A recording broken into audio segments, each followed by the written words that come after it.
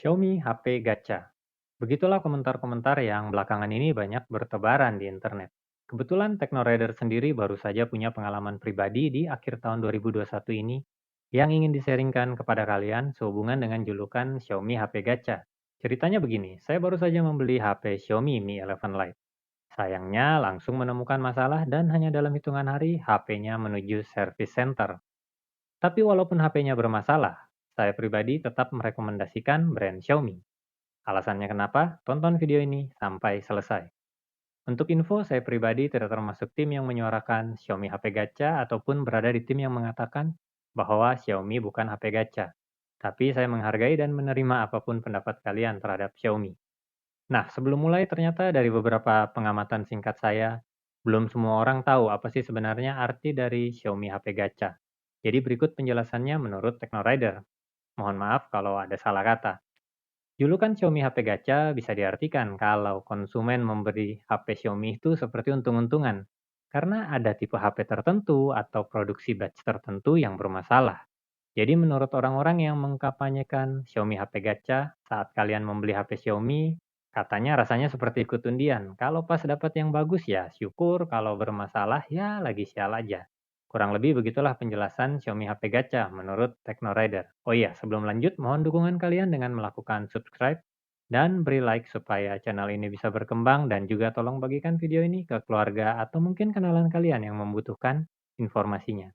Nah, kronologis pengalaman saya dengan HP Xiaomi Mi 11 Lite yang bermasalah itu seperti ini. Jadi istri saya kebetulan perlu HP baru. Nah, karena dia perlu untuk kebutuhan content creation alias membuat konten video, maka dia jelas membutuhkan HP dengan kualitas perekaman video yang bagus tentunya. Kenapa memilih Xiaomi? Karena dari pengalaman beberapa tahun ke belakang, kami cukup puas menggunakan beberapa HP Xiaomi di seri Redmi dan Redmi Note, serta layanan service center Xiaomi juga cukup baik menurut kami. Setelah menghitung budget yang dimiliki, maka saya memutuskan untuk membeli Mi 11 Lite saja. Alasannya ya karena kamera yang bagus dan tentu saja ini seri Mi.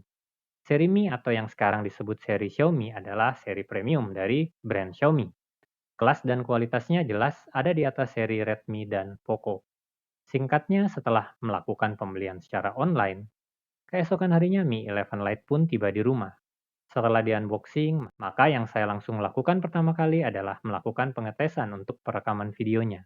Karena itu adalah alasan utama kenapa Mi 11 Lite ini dibeli. Dan saya cukup terkejut, karena ternyata perekaman videonya bermasalah. Oke, karena ada notifikasi update MIUI terbaru, maka besoknya saya coba lakukan update terlebih dahulu dan saya berharap mungkin akan ada perbaikan di sisi perekaman videonya. Tapi sayangnya masalah yang sama masih tetap ada. Akhirnya saya membawa Mi 11 Lite ke service center resmi Xiaomi tepatnya 2 hari setelah di-unboxing. Kemudian staf di sana melakukan downgrade MIUI. Katanya sih mungkin dari MIUI-nya yang bermasalah. Dan setibanya di rumah, ketika saya melakukan pengetesan kembali, masalah yang sama ternyata masih ada. Untuk lebih jelasnya, masalah perekaman video ini terjadi ketika saya menggunakan baik kamera utama, ultrawide, maupun makro. Saya pun coba menginstal aplikasi perekaman video yang bernama Open Camera, ternyata juga masih muncul masalah yang sama. Untuk yang ingin melihat apa masalahnya, berikut ini adalah sampel dari perekaman video yang saya keluhkan.